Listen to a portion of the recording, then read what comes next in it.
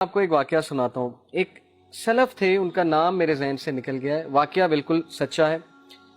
ان کے گھر نا باہر رش لگا ہوا، تو ساتھ والے نے پوچھا کہ یہ اتنے لوگ آئے ہوئے ہیں، افسوس بھی کر رہے ہیں، چہرے اترے ہوئے ہیں، پتہ نہیں کیا وجہ. تو انہوں نے پوچھا کہ کوئی فوتگی ہو گئی ہے؟ تو انہوں نے کہا جی. انہوں نے کہا اللہ معاف کرے، کون فوت ہو گیا؟ انہوں نے کہا کہ بس آپ ایسے ہی سمجھیں جیسے میرے گھر والے فوت ہو گئے. تو وہ انا للہ و انا الیہ راجعون انہوں نے پڑھا. انہوں نے کہا کہ بڑا دکھ ہوا سن کے. انہوں نے کہا کہ نہیں، اصل میں بات یہ ہے کہ ایک اور بندے نے انہیں کہا کہ بات اصل میں یہ ہے کہ وہ حدیث ہے نا صحیح بخاری کی، کہ جس کی عصر کی نماز جان بوجھ کے نکل گئی تو it is as if he has lost his family. تو یہ ان کے دوست حضرات آئے ہوئے افسوس کرنے کے لیے ان کے ساتھ کہ آپ کی عصر کی نماز نکل کیسے گئی. اب یہ ہمارے لیے عجیب واقعہ ہے، ایسا کہاں ہوتا ہے؟ ہم تو کسی کو افسوس کرنے نہیں جاتے، لیکن وہ کمیونٹی ایسی تھی، وہ سوسائٹی ہی ایسی تھی کہ وہاں عابدون تھے سارے کے سارے. وہ باقاعدہ ایک دوسرے پہ نظر رکھتے تھے، حال چال پوچھتے تھے کہ آج مسجد میں آپ کیوں نہیں آئے. ان کی کرائٹیریا ہی وہ تھا ایک دوسرے سے محبت کا، حال چال پوچھنے کا. کمیونٹی تھی نا ایک. تو یہ اس لیول پہ ہمارے اسلاف تھے کہ وہ افسوس اس بات پہ کر رہے ہیں کہ اٹ از ایز اف کہ میری فیملی جو ہے اس کی ڈیتھ ہو چکی ہے، کیونکہ نبی صلی اللہ علیہ وسلم نے کہا it is as if he lost his whole family.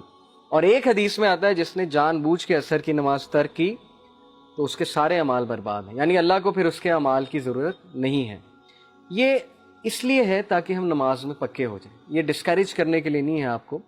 دیکھیں کانسیکوینس جب پتا ہو کسی چیز کا، انسان اس چیز میں کنسسٹنٹ ہو جاتا ہے، ہیومن نیچر ہے. تو اینی وے یہ وہ لوگ ہیں جو 5 وقت کی نماز کی حفاظت کرتے ہیں، اور حفاظت کرنے سے مراد بالکل اسی طرح ہے جس طرح آپ اپنی قیمتی ترین چیز کی حفاظت کرتے ہیں. تو نماز آپ کی قیمتی ترین چیز ہونی چاہیے، اور اس کی حفاظت سے مراد یہ ہے اس کو اول وقت پہ پڑھنا. کیونکہ پروفٹ صلی اللہ علیہ وسلم سے جب ایک صحابی نے پوچھا تھا کہ یا رسول اللہ وچ از دا بیسٹ ڈیڈ، سب سے بہترین عمل کون سا ہے؟ اب پروفٹ صلی اللہ علیہ وسلم یہ بھی کہہ سکتے تھے غریب کی مدد کرنا، یتیم کو کھانا کھلانا، کسی کے سر پہ ہاتھ رکھنا، کسی کو خوش کرنا. ہیومینٹی یہ بھی ہے، اس کا انکار تو نہیں ہے، لیکن یہ تو بہت بیسک ہے. تو پروفٹ صلی اللہ علیہ وسلم نے کہا کہ اول وقت پہ نماز ادا کرنا یہ سب سے بہترین عمل ہے، افضل العمل، اول وقت پہ نماز ادا کرنا.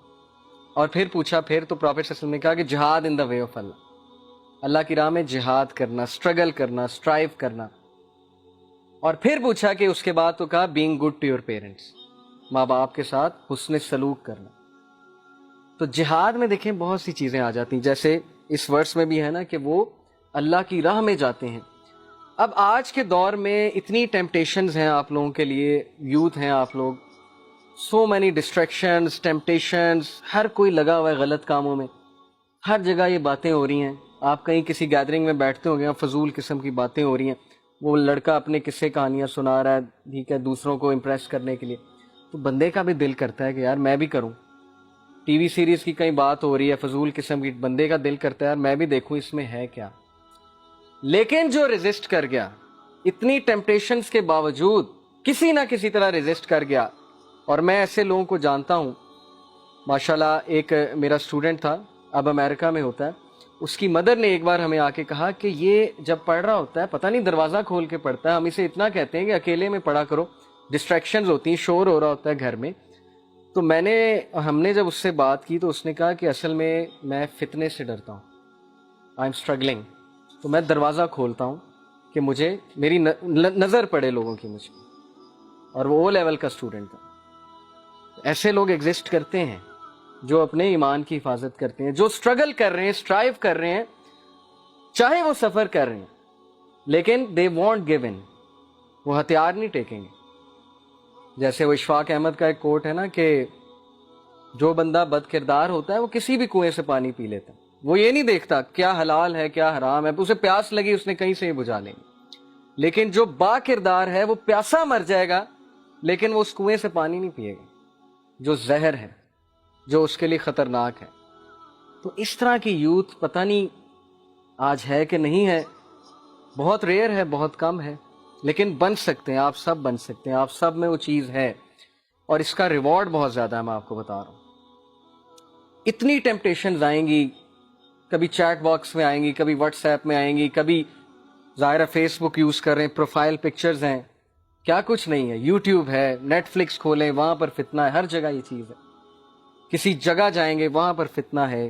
اتنی ٹیمپٹیشنز کے باوجود بھی جو لڑکا, جو ینگسٹر جمع رہے گا, اسٹرگل کرے گا اللہ کی راہ میں, تو اسی کے بارے میں رسول اللہ صلی اللہ علیہ وسلم نے فرمایا کہ تمہارے بعد کچھ ایسے لوگ آنے والے ہیں جنہوں نے مجھے نہیں دیکھا, وہ مجھ پر ایمان لے کر آئے ہیں, اور وہ کوئی نیک عمل کریں گے تو تم سے 50 ٹائم زیادہ انہیں ریوارڈ ملے گا.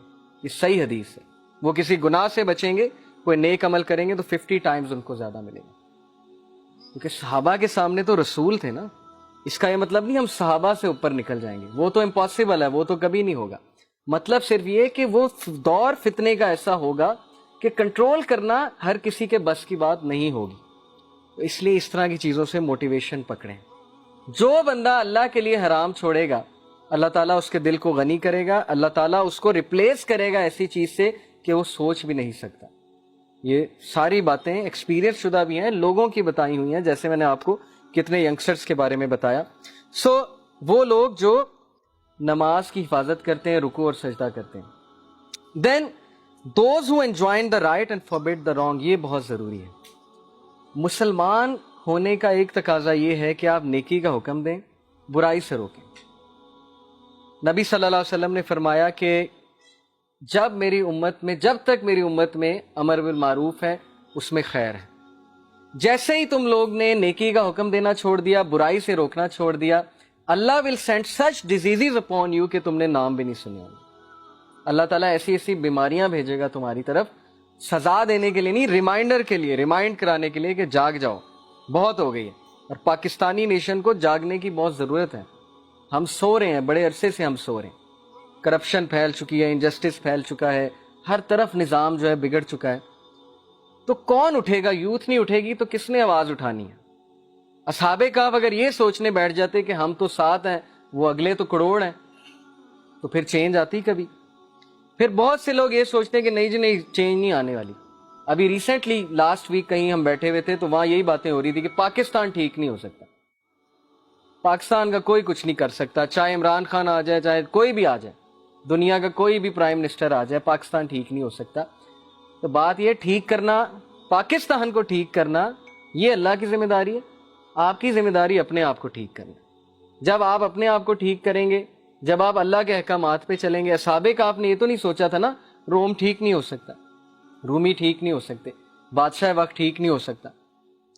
انہوں نے تو اپنا کام کیا, اور 300 سال بعد اللہ نے جب انہیں اٹھایا تو دکھایا کہ دیکھو تمہاری طرف سے ایک ویو چلی تھی, اور اس ویو کا نتیجہ یہ ہوا, تمہاری قربانیوں کا نتیجہ یہ ہوا کہ 1000s ایکسیپٹڈ اسلام, اور آج رومن کنگ بھی مسلمان ہے.